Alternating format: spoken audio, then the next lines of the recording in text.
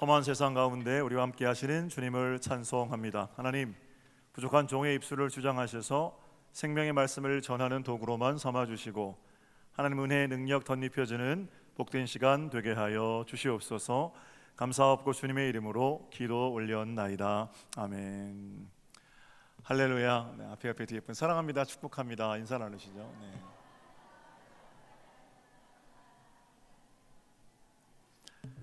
갈라디아서 강해 설교 5번째 시간입니다. 여러분 암송 잘 하고 계십니까? 9월 중순부터 가을 전개인 새벽기도 또 2주 동안 진행될 텐데 마지막 날이 9월 27일입니다. 9월 27일 연합석회로 우리 모일 거고요. 그때 암송 시연하겠습니다. 갈라디아서는 그 전에 했던 야고보서, 요한일서, 빌립보서 여기와는 좀 다르게 좀 어렵습니다. 그리고 분량도 많고 똑같은 말이 반복되는 것 같기도 하고 그냥 아주 논리적으로 쓰여진 책이기 때문에 암송하기는 참 어렵지만 그만큼 더 큰 은혜가 임하는 거죠.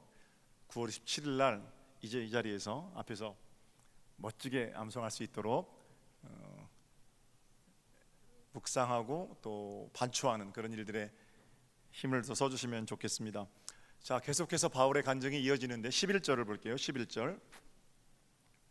게바가 안디옥에 이르렀을 때 책망받을 일이 있기로 내가 그를 대면하여 책망하였노라. 바울이 베드로를 책망했다고 그러죠. 자, 정리를 좀 해보겠습니다. 지난 시간에 이방인도 할례를 받아야 한다, 아니 이방인은 할례 받지 않아도 된다, 이런 문제 때문에 예루살렘 1차 공의회가 열렸죠. 그 공의회에서 사도 바울은 다른 사도들에게 판정승을 거두게 됩니다. 생식기에 표피에 행하는 육체 할례가 아니라 마음의 할례가 훨씬 더 중요하다, 여기에 모두가 다 동의하게 되었고, 애써 할례 받지 않은 디도를 데리고 올라가서 봐라, 할례를 받지 않아도 이렇게 열심히 하는데 라고 그들과 대항했던 사도 바울도 마음이 누그러졌고, 할례를 받아야 한다라고 주장하려고 했던 베드로와 야고보, 요한도 성령께서 그 마음을 누그러뜨리셔서 그들이 서로 화해의 악수를 나눴습니다. 그리고는 바울은 이방인에게로, 베드로는 유대인에게로 각각 사역의 방향을 결정하고 1차 공의회가 끝났다. 이게 이제 지난 시간까지 우리가 살펴본 내용입니다. 이미 할례 문제에 대한 그들의 다툼이 잘 정리되었기 때문에 본문이 자연스러우려면 그 후에 게바가, 즉 베드로가 수리 안디옥이거든요. 안디옥, 바울의 사역지를 방문했을 때에 보세요, 그들이 이미 화해 악수를 하였으므로 본문이 자연스럽게 연결돼 이래야 됩니다. 이미 날카로운 문제에 대한 합의가 끝났으므로 나중에 베드로가 바울을 방문했을 때 베드로는 바울의 사역을 격려하고 그들을 축복하고 기도했다더라, 이러면 아주 자연스럽게 이어지는 문장이 됩니다. 그런데 화해 악수를 나누고 헤어져서 바울이 사역하고 있는 안디옥에 베드로가 왔을 때에 어떻게 했다고 그래요? 바울이 게바를 사람들 앞에서 책망하고 꾸짖었다. 왜 그랬을까요? 왜 바울이 베드로를 꾸짖었을까요? 12절 13절 그 내용입니다. 야고보에게서 온 어떤 이들이 이르기 전에 게바가 이방인과 함께 먹다가 그들이 오매 그가 할례자들을 두려워하여 떠나 물러가매 남은 유대인들도 그와 같이 외식함으로 바나바도 그들의 외식에 유혹되었느니라. 바울이 베드로에게 크게 꾸짖었는데 바로 그 이유는 베드로의 외식 때문이라고 그럽니다. 외식이 뭡니까? 겉하고 속이 다른 게 외식이에요. 바깥엔 하얗게 회를 칠해놨는데 안에는 시체가 썩고 있으면 그게 외식입니다. 베드로가 이방인과 식사하고 있었습니다. 안디옥에 갔으니까 바울이 사역하고 있는 이방인 교우들을 만난 건 아주 당연한 일이지요. 아무 문제가 없는 일이죠. 그런데 그 식사 중에 예루살렘에서 야고보에게서 보내진 사람들이, 근데 그 사람들은 아직 이방인들과 식사하는 게 좀 부담스러운 사람들입니다. 이방인은 여전히 죄인이라고 생각하고 있는, 이방인들과 함께 식사하는 것이 공식적으로는 아무 문제가 없지만 여전히 그들의 관습상 그건 부정한 일로 여기고 있는 사람들이 찾아온 겁니다. 베드로가 그 사람들이 오는 걸 보고 깜짝 놀라서 그 식사 자리를 떠났다. 그 일이 바울에게는 외식이고 그 일 때문에 바울은 베드로의 외식을 책망했다라는 겁니다. 이게 왜 외식입니까? 겉으로는 지금 화해 약수를 나눴으니까 화친하고 있잖아요, 그죠?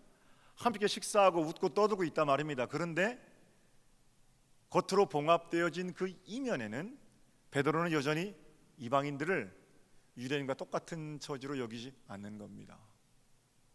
여전히 부정한 자라는 어떤 자기 유대인만이 가지는 프레임을 이방인에게 씌우고 있었던 거예요. 마음으로는 다 받아들이지 못하는데 겉으로 받아들이는 척하고 있다는 겁니다. 그러니까 외식이죠. 바울이 바로 그 점을 지적한 겁니다.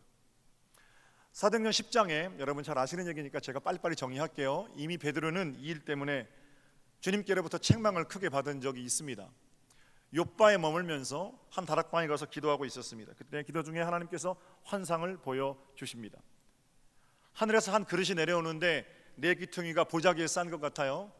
그런데 그 그릇이 내려올 때 그 그릇 안에 유대인들이 먹으면 안 되는 음식들이 들어 있습니다. 레위기 11장, 신명기 14장에 보면 굽이 붙어 있는 거, 그런 거 먹으면 안 되고, 굽이 갈라져 있어도 되새김질하지 않는 거, 그런 거 먹으면 안 되고, 물고기는 비늘 지느러미 있는 건 먹으면 되지만 그렇지 않은 건 먹으면 안 되고, 쉽게 생각하면 거칠게 얘기하면 돼지고기 먹으면 안 되고, 생선회는 먹으면 되지만 문어, 소라, 전복, 조개 이런 거 먹으면 안 되고, 이런 게 이제 유대인의 규례입니다. 그러니까 베드로가 어릴 때부터 유대인들이 먹으면 안 되는 부정한 음식이라고 여겨지는 그 음식들이 그릇에 가득 담겨져서 내려오는 겁니다. 베드로가 볼 때는 너무너무 더러워요. 음성이 들리는데 그거 먹으라 이거예요. 주님, 농담 아니십니까? 먹으라니요. 전 안 먹습니다. 저 어렸을 때부터 저거 안 먹었습니다. 베드로가 주님의 시험인 줄 알았을 겁니다. 다시 한번 주님께서 먹으라, 저 안 먹습니다. 실경이 하다가 주님께서 뭐라고 그러세요? 베드로한테 내가 깨끗하다는데 네가 왜 더럽다고 그러냐. 내가 깨끗하다는데 네가 뭔데 더럽다고 그러냐. 그리고 잠이 깼습니다. 도대체 이 꿈이 뭔가 잊어버리자니 너무 생생한 거예요. 생생하게 그 꿈을 기억하고 반추하고 있는데 밖에서 문 두드리는 소리가 들립니다. 누굽니까? 이방인 고넬료가 보낸 심부름꾼이에요. 베드로가 그런 환상을 보고 있을 때 이방인 고넬료는 백부장입니다. 파출 소장 정도 되는 겁니다. 지금 여기 기도하다가 음성을 듣는데 지금 베드로가 욥바에 와 있으니 욥바에 있는 베드로를 청하여다가 말씀을 들어라, 그런 음성을 들어요. 그리고는 고넬료가 사람을 보내서 베드로를 초청하는 겁니다. 놀라운 일이죠. 베드로는 주님의 음성으로 받습니다. 그리고는 이방인 고넬료에게 가서 설교합니다. 사도 베드로가 이방인에게 가서 하는 첫 번째 설교입니다. 그 전까지는 이방인하고 밥도 안 먹고요, 이방인하고 말도 안 섞고요, 이방인에게 복음 전한다는 건 베드로에겐 당치 않은 일이었습니다. 갔어요. 가서 고넬료에게 말씀을 증거하고 그 이방인 고넬료와 그의 가족들과 그 하인들이 전부 다 세례를 받고 거기서 욥바에 있는 교회가 시작이 된 거죠. 베드로가 세례 주고 바로 온 게 아니고요, 거기서 함께 그들과 음식도 나누고 이야기도 나누고 그리고 며칠 머물다가 고향으로 돌아갑니다. 이게 사도행전 10장의 내용입니다. 그러니까 이미 베드로는 이방인과 함께 식사하는 것이 아무것도 아니죠. 괜찮은 일입니다. 그저 괜찮은 일일 뿐만 아니라 자기 마음대로 이방인은 더럽다고 생각했다는 것 때문에 주님께로부터 한번 호통을 맞은 적이 있습니다. 이쯤 되면 이런 과거의 경험들을 가지고 있으면 이방인과 함께 식사하는 것 주님께서 원하시는 일이로구나, 아마 이렇게 생각해야 맞죠. 그런데 그런 경험을 가지고 있는 베드로가 이방인과 함께 식사하다가 야고보로부터 유대인들이 들어오니까 그 자리를 두려워해서 떠났다 이겁니다. 왜 그랬을까요? 일단 베드로 편을 제가 좀 들어보겠습니다. 어쩌면 베드로는 공연히 문제를 만들고 싶지 않았을지도 모릅니다. 자기는 괜찮지만 다른 유대인들은 아직 이방인을 마음으로 맞아들일 준비가 되지 않으니 괜한 논쟁을 만들고 싶지 않아서 그 자리를 피했는지도 모릅니다. 아니면 공교롭게도 유대인들이 도착했을 때 베드로의 식사가 먼저 끝났을 수도 있습니다. 아니면 더 중요한 일이 있었기 때문에 빨리 식사를 마치고 그 자리를 일어나야 되는 명분이 있었는지도 모르겠습니다. 그러나 아무 설명도 없이 밥을 먹다가 그 자리를 일어나는 건 함께 식사하는 이방인들에 대한 예의가 아니지요. 그냥 먼저 자리를 일어나는 그런 무례한 뭐 이런 정도가 아니고, 지금 식사하는 자리는 이방인들에게는, 베드로는 예루살렘 교회 수장이거든요. 이미 바울에게서 우리 이방인들도 복음을 듣고 구원을 받을 충분한 하나님의 자녀임을 전해받았지만, 바울이 사도들이 사인한 증서도 가지고 있지만, 그 무너진 차별의 담을 확인하는 방법이 뭡니까? 예루살렘 교회의 수장인 베드로와 함께 식사하는 거예요. 그래서 그 식사는 그냥 보통 식사가 아니라는 겁니다. 바울이 말한 대로 우리에게도 복음, 예수 그리스도를 믿음으로 이르는 구원, 그런 것들이 진짜 사실이 되었구나. 그냥 이 증서뿐만 아니라 진짜 예루살렘 교회의 그 그릇된 선민의식을 가지고 있던 유대인 수장인 베드로가 우리와 함께 아무 거리낌 없이 식사함으로 그 차별의 담 무너진 것을 확인하고 있는 그런 자리였다라는 겁니다. 베드로와 바울이 나눈 화해의 악수가 진짜 화해였구나. 그런데 그 자리에서 유대인들을 보고 기겁해서 일어나는 베드로는 역시 말뿐이었구나 라고 이방인들이 생각하기에 충분하다라는 거죠. 바울이 그래서 화가 나는 겁니다. 베드로, 외식하지 말아라. 사도 베드로여, 외식하지 마십시오. 이렇게 거칠게 책망했던 거죠. 겉으로는 이방인들하고 화해의 악수도 나누고 함께 웃으면서 식사도 하지만, 바람 조금 부니까 겉으로 싸고 있던 포장지가 날아가는 겁니다. 포장지가 날아가니까 뭐가 보여요? 이방인은 더러운 사람이다 라고 생각하고 있는, 여전히 변하지 않는 베드로의 지저분한 속내가 그대로 드러나는 겁니다. 속은 하나도 변하지 않았어요. 겉으로 변했다고 포장지만 화려하게 싸고 있다가 바람 불고 그 포장지 날아가니까 냄새나는 속내가 그대로 드러나는 거죠. 그래서 그게 외식인 겁니다. 사랑하는 여러분, 나는 우리 서정교회 성도들 삶 가운데 겉으로 싸고 있는 이런 외식 다 사라지기를 주님의 이름으로 축복합니다. 웃으면서 악수를 청하는, 그러나 속으로는 어떻게 저걸 넘어뜨릴까, 이런 교활함, 외식이죠. 사랑합니다, 축복합니다, 입이 닳도록 인사는 나누면서 돌아서면 그 사람 없는 데서 있는 험담, 없는 험담, 저 사람은 저래서 안 되고 이 사람은 이래서 안 되고, 그게 외식입니다. 외식은 금방 드러납니다. 조금만 바람 불면 속내가 드러나고 보여지게 되어 있습니다. 핑계가 통하지 않습니다. 그 더러운 냄새나는 속내가 드러났을 때, 나는 공연히 시끄럽게 만들고 싶지 않았어요, 나는 식사가 끝났어요, 이유가 되지 않는다는 거예요. 마음은 알거든요. 마음과 마음은 통하게 되어 있습니다. 진심으로 내가 믿고 신뢰하고 있으면 부산스럽게 뭘 하지 않아도 다 알잖아요. 그게 이제 거룩한 가족이고, 그게 교회입니다. 바람 불면 껍데기는 날아가고 진심 보이니까 바람 필요하죠. 진심 확인하려면. 여름 휴가 지난주에 제가 다녀왔습니다. 막내 동생의 딸이 한국 나이로는 9살이에요. 미국에서 태어나서 자랐기 때문에 한국말보다 미국말 더 잘하고요. 한국 사람이 아니고 미국 사람인 것 같아요. 문화가 그렇습니다. 재미있는 일이 있었는데, 수요일 아침에 리조트에서 이제 로비에서 9시에 만나기로 했습니다. 동생이 먼저 아들과 딸을 데리고 아버지 방에 가서 같이 내려가려고 이제 기다리고 있는 겁니다. 8시 한 55분쯤 됐는데 저는 로비에 가 있고, 그런데 안 내려오는 거예요. 내려올 때 보니까 무슨 일이 있었어요. 5분 사이에 애가 이제 TV에 태블릿을 연결해서 이 TV를 이제 보고 있는 겁니다. 재밌는 유튜브 방송을 보고 있는데, 저희 아버지가 55분인데 큰아들이 로비에서 기다리는데 이게 안 내려가잖아요. 그러니까 시간 됐어, 내려가자. 그리고 TV를 보고 있는 거 그냥 탁 끄셨어요.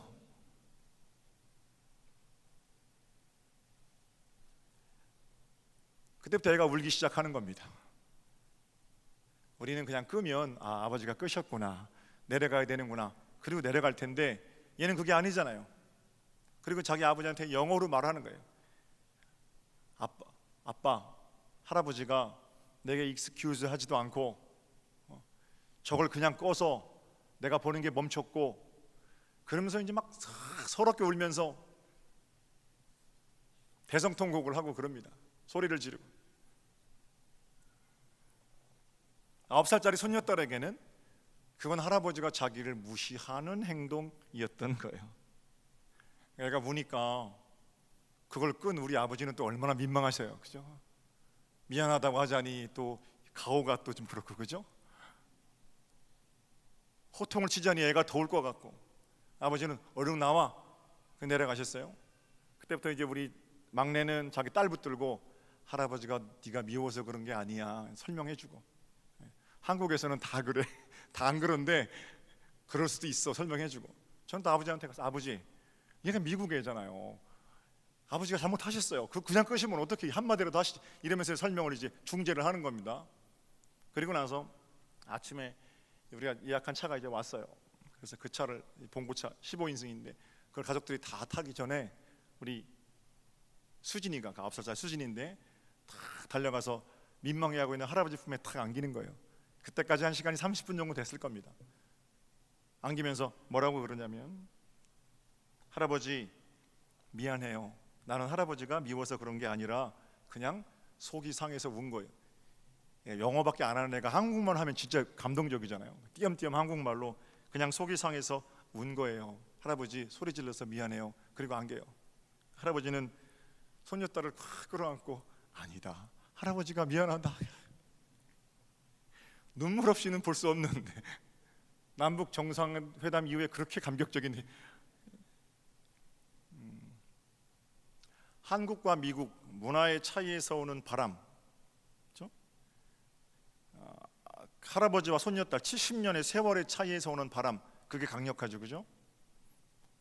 그러나 그 강력함들이 다툼으로 각각 오해를 좀 만들었지만 그거 다 거쳐나고 보니까 뭐가 보이는 거예요? 속내가 드러나는 겁니다. 그래도 우리 할아버지는 내가 사랑하고, 그래도 우리 손녀딸을 위해서 나는 모든 것을 줄 수 있다는 그 마음들을 확인하게 되는 겁니다. 손녀딸을 향한 사랑, 할아버지를 향한 존경, 그런 속내가 바람 불어서 외식 거치고 나니까 확인되는 거죠. 교회도 마찬가지예요. 바람 불면 드러납니다. 구호, 명분, 이런 것들은 전부 시대와 함께, 바람과 함께 쓸려가는 겁니다. 남는 건 내가 정말 마음으로 예수를 사랑하는가? 정말 주님만이 나의 소망이신가? 내가 정말 주님 따라 살기를 원하는가? 바람 불면 금방 드러나는 속내입니다. 바람 불 때 곁을 지켜줘야 그게 가족이지요. 무릇 지킬 만한 것보다 여러분의 마음, 사랑의 속내를 지켜가는 여러분이 되시기를 우리 주님의 이름으로 축복합니다. 거칠애로 하는 교회, 그런 교회는 아무리 커도 생명 없지요, 그죠? 단 한 사람이 모여, 두 사람이 모여도 진심으로 주님을 사랑하는 자들이 아름다운 속내를 바람 불 때 드러내 보여줄 수만 있다면 우리 주님께서 얼마나 칭찬하시겠습니까? 외식과 관련해서 잊지 말아야 할 것이 또 하나 있는데 13절을 볼게요. 13절 다시 한번 봅니다. 남은 유대인들도 그와 같이, 베드로죠, 그와 같이 외식함으로 바나바도 그들의 외식에 유혹되었느니라. 외식이 전염됩니다. 바울이 화가 났던 것은 베드로가 그렇게 외식하는데, 겉과 속이 다른데 그 모습을 보고 애써 이방인과 함께 가까이 지내던 다른 유대인들도 돌아서고, 심지어는 바울을 이끌었던 격려의 아들, 위로의 아들, 그 믿음 좋은 바나바마저 외식에 전염되었다는 겁니다. 다른 사람 다 떠나도 바울의 곁을 든든히 지키던 그 바나바마저 외식에 미혹되었다면 외식의 전염성이가 얼마나 큽니까? 그래서 외식과 관련해서는 여러분 너무 자신만만하시면 안 돼요. 외식하는 사람 몇 개월만 가까이 하면 나도 그렇게 됩니다. 속장을 세우는 일이 교회에서는 매우 중요합니다. 놀라운 사실은 연말에 속장을 세울 때 어려워도, 속돈이 그저 한 사람밖에 없어도 그 한 사람과 신실하게 속회를 지키려는 그런 속회에서 자란 속도원들은요, 속장을 맡겨도 참 잘합니다. 누가 보든지 않든지 하나님 앞에서 진실하게 살아가는 거 하나님도 아시고 속도원들도 아는 겁니다. 그런데 매번 모이지도 않으면서 모이는 신용만 하는 속회들이 있어요. 거짓말로 보고하고. 안 하는 게 낫죠. 그거는 모이지도 않았으면서 모였다고 하고. 그런 속회 출신들은 속장 맡겨놓으면 그 전에 자기 속장한테 배운 것처럼 똑같이 합니다. 배운 대로 하는 거예요. 헌금 생활도 마찬가지입니다. 헌금을 못하는 이유가 뭡니까? 둘 중에 하나예요. 돈이 없거나, 돈이 없으면 헌금 못하는 거죠. 믿음이 없거나, 믿음 없으면 못합니다. 이 말은 돈 있고 믿음 있으면 헌금하는 겁니다. 그런데 돈은 있는데 믿음이 없어요, 한 사람이. 근데 내가 교회 직분을 맡았으니까 헌금은 해야 되겠어요. 돈은 있는데 믿음이 없으니까 믿음이 있는 척 하려고 헌금하는 거, 그게 외식이죠. 100억 원, 1000억 원을 갖다 바쳐도 그런 마음으로 하는 헌금 하나님 기뻐하지 않으십니다. 돈 있고 믿음 있으면 헌금은 하는 거예요. 아니, 그저 목사님 저는 한 100만 원, 1000만 원쯤 헌금하는데요, 내 100만 원하고 그 사람 100만 원하고 똑같습니까? 하루에 10,000원 버는 사람이 10,000원 헌금하는 거하고 하루에 1,000만 원 버는 사람이 10,000원 헌금하는 거 똑같아요? 그렇지 않잖아요. 헌금은 액수로 그렇게 말하는 게 아니죠. 그렇죠? 얼마나 내가 거기 마음을 담았는가, 이런 게 헌금에 있어서 외식을 극복하는 길입니다. 자기는 믿음은 없으니까 믿음이 있는 척 하려고 하니까 헌금도 하는 척하고. 신용만 하는 겁니다. 전염된다니까요. 감사한 일은 외식하는 것만 전염되는 게 아니고요, 신실함도 똑같이 전파된다는 사실입니다. 눈 가림만 하던 사람이 좋은 속장 만나서 1년, 2년 지나잖아요. 그러면 신실한 사람으로 어느새 변해 있습니다. 속장한테 배운 게 그거거든요. 아, 믿음 생활은 저렇게 하는 거구나. 큰 소리로 하는 게 아니라 신실한 마음으로 감당하는 거구나. 배운 대로 하는 거죠. 누구를 만나는가가 그래서 중요해요.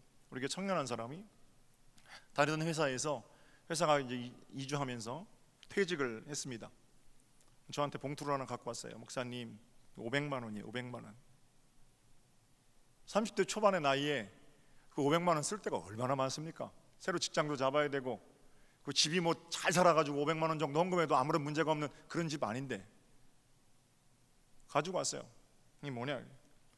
제가 15년 동안 직장 생활을 했는데요, 15년 동안 건강하게 직장 생활 잘하고 마치게 하신 하나님이 너무 감사해서 내가 뭐라도 하고 싶은데, 목사님 설교 듣다 보니까 방글라데시의 우물 그 파는 일에 우리 교인들 많이 헌신했던데 나도 그걸 할 수 있나요? 그리고 갖고 왔어요. 500만 원. 돈 많은 사람이 바치는 5억 원보다 그 청년이 바친 500만 원이 얼마나 감동적인지 모릅니다. 붙들고 울면서 축복하면서 기도해 줬습니다. 어디서 배웠어요? 매일 새벽 자기를 위해 기도하는 새벽 기도의 무릎 어머니한테 배운 거고요, 좋은 신앙의 선배들이 어떻게 신앙생활을 했는가를 보고 배운 대로 그대로 하는 겁니다. 신실함은 전염되는 거예요. 누구를 만나느냐, 아무것도 아닌 것 같아도 이게 신앙의 지표고요, 하는 척 하는 사람들만 만나면 나도 그렇게 됩니다. 동시에 내가 다른 사람들에게 어떤 사람으로 비춰지느냐 하는 것도 매우 중요합니다. 내 신실함은 반드시 전파되기 때문에 그 신실함은 나만을 위한 것이 아니라 우리 공동체를 위한 것이 되고, 내 외식 또한 그대로 전파되기 때문에 나의 거칠에는 나만 해치는 게 아니라 우리 공동체를 해치는 것이 된다라는 겁니다. 기왕이면 신앙생활 할 바에는 바람 불 때 속내가 다 드러나도 부끄럽지 않은 신실함으로, 거칠에만이 아니라 우리 속사람이 날마다 하나님께로 새로워지는 은혜의 삶이 여러분의 것이 되시기를 우리 주님의 이름으로 축복합니다. 포장만 새롭게 하느라고 온 힘을 다 쓸 게 아닙니다. 오늘도 말씀과 기도로 우리의 내면을 새롭게 하는 것, 바로 그것이 하나님께서 우리에게 원하시는 일이에요. 자, 계속 본문을 보겠습니다. 바울이 뭐라고 책망했는지 14절입니다. 그러므로 나는 그들이 복음의 진리를 따라 바르게 행하지 아니함을 보고 모든 자 앞에서 게바에게 이르렀다. 네가 유대인으로 이방인을 따르고 유대인답게 살지 않으면서 어찌 억지로 이방인을 유대인답게 살게 하려느냐. 말이 좀 복잡합니다만 이런 겁니다. 베드로 사도요, 당신이 그렇게 자랑스러워하는 유대인됨, 근데 그 유대인처럼 살지도 못하잖아요. 그러면서 어떻게 이방인들에게 유대인처럼 되라고 권면할 수 있겠습니까? 네가 전하고 주장하는 대로, 네가 전파하는 대로 살아야 하지 않겠느냐? 거칠게 베드로에게 이야기한 겁니다. 그리고 나서 16절을 보세요. 16절 좀 길지만 제가 읽겠습니다. 사람이 의롭게 되는 것은 율법의 행위로 말미암음이 아니요 오직 예수 그리스도를 믿음으로 말미암는 줄 알므로 우리도 그리스도 예수를 믿나니 이는 우리가 율법의 행위로서가 아니고 그리스도를 믿음으로써 의롭다함을 얻으려 함이라. 율법의 행위로는 의롭다함을 얻을 육체가 없느니라. 이게 잘 연결시켜 보세요. 이방인들과 함께 있지만 사실은 마음으로는 이방인들을 좀 아래로 생각하는, 겉과 속이 다른 베드로를 책망하는 겁니다. 그리고는 다시 속을 일깨우는 거예요. 뭐라고요? 베드로 사도요, 당신과 내가 율법을 지킴으로 구원을 받았습니까? 당신과 내가 하나님의 은혜로 구원을 받았습니까? 아니면 어떤 율법을 지키고 혈통을 지킴으로 구원을 받았습니까? 우리 전부 구원받을 자격 없지만 오직 하나님의 은혜로 우리가 구원받은 거 아닙니까? 그런데 왜 당신은 이방인들에 대해서 율법이 없는 자라고 차별합니까? 그런 얘기를 지금 바울이 하고 있는 겁니다. 율법으로는 죄를 드러나게 할 뿐이라 율법으로 우리가 살 때, 그 심한 죄책감이 눌려 살 때 우리 가운데 자유함이 있었습니까? 바울의 얘기예요. 당신이 자랑하는 그 율법 가지고 우리가 어떤 해방감을 맛보고 살았습니까? 법을 지키고 살았다고 해서 날마다 구원받은 완벽한 인생으로 살았습니까? 그거 아니잖아요. 이미 율법으로 드러난 죄가 그리스도와 함께 십자가에 전부 못 박히지 않았습니까? 사도 바울의 구구절절한 가슴 두드림이에요. 그리고 2장 20절입니다. 너무 잘하는 구절이죠. 함께 한 목소리를 볼게요. 2장 20절 갑니다. 시작. 내가 그리스도와 함께 십자가에 못 박혔나니 그런즉 이제는 내가 사는 것이 아니요 오직 내 안에 그리스도께서 사시는 것이라. 이제 내가 육체 가운데 사는 것은 나를 사랑하사 나를 위하여 자기 자신을 버리신 하나님의 아들을 믿는 믿음 안에서 사는 것이라. 할렐루야.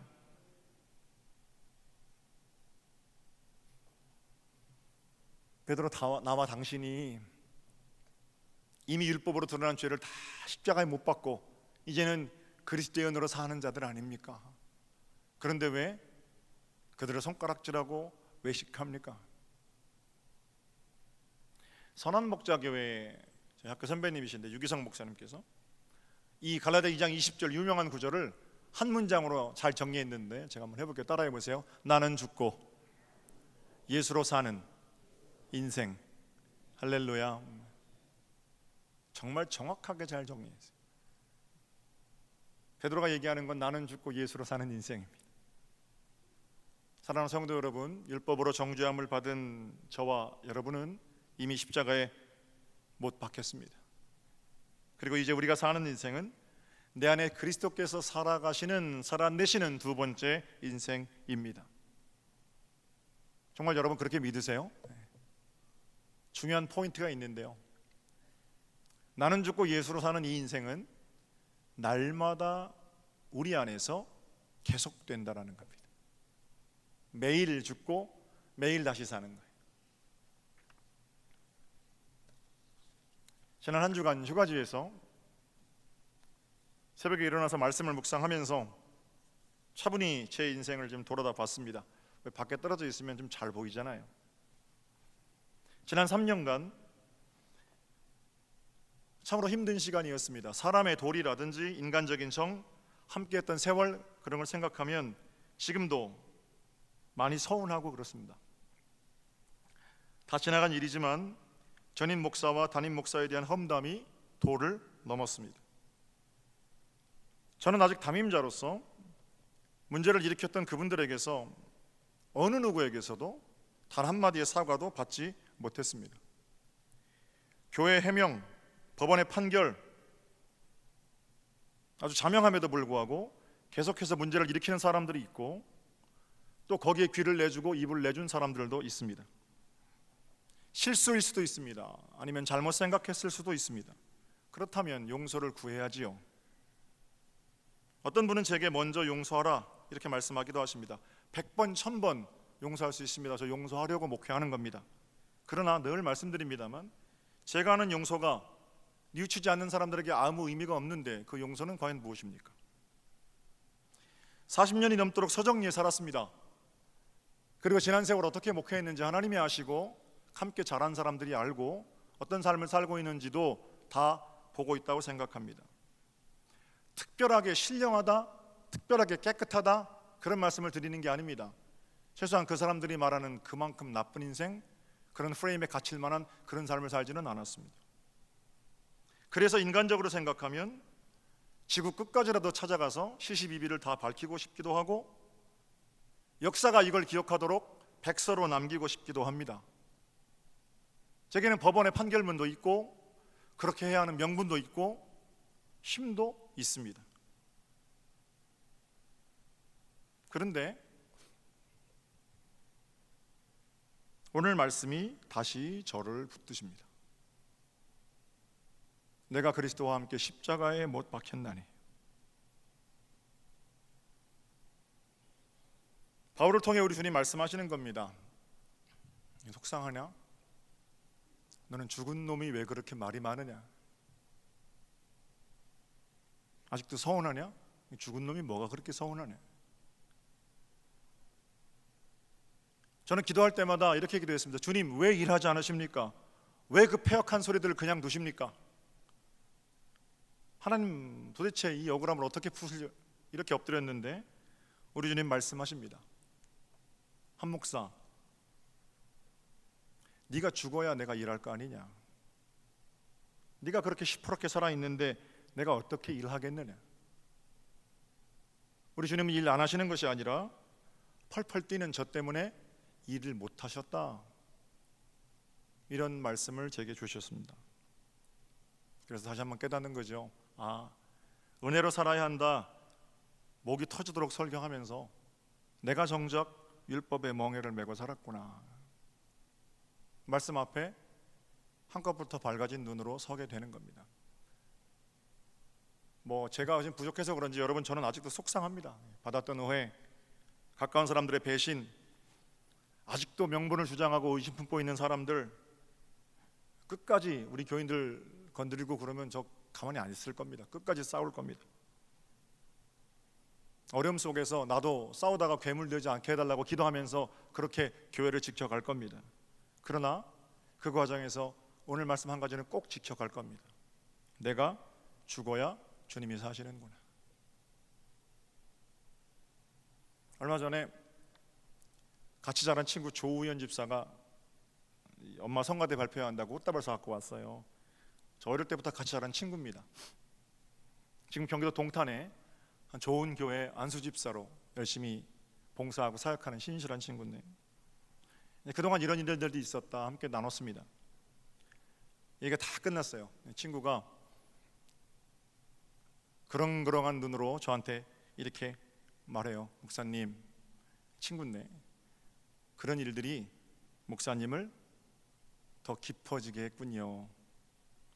이제 옛날보다 훨씬 더 목사님 같으셔요. 그래요. 그럼 내가 옛날에 목사 안 같았나 봐요. 그죠? 결국 그 바람은 우리 가운데 있는 외식을 걷어내고 진짜 속내가 무엇인지를 보게 하시려는 하나님의 만지심이었고, 저 개인적으로는 친구가 보기에 조금 더 목사답게 만드시려는 하나님의 손길이 아니었나, 그런 생각 해보게 됩니다.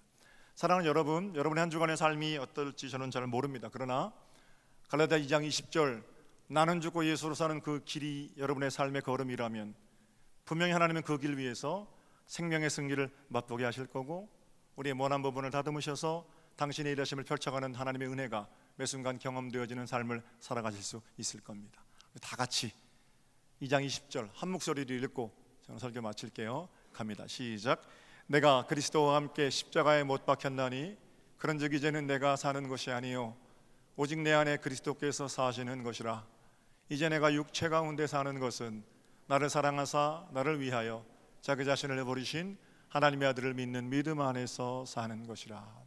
하나님, 나는 죽고 예수로 사는 은혜의 삶, 그저 입술의 말뿐 아니라 우리의 삶, 손과 발이 되게 하옵소서. 감사하고 주님의 이름으로 기도 올렸나이다. 아멘.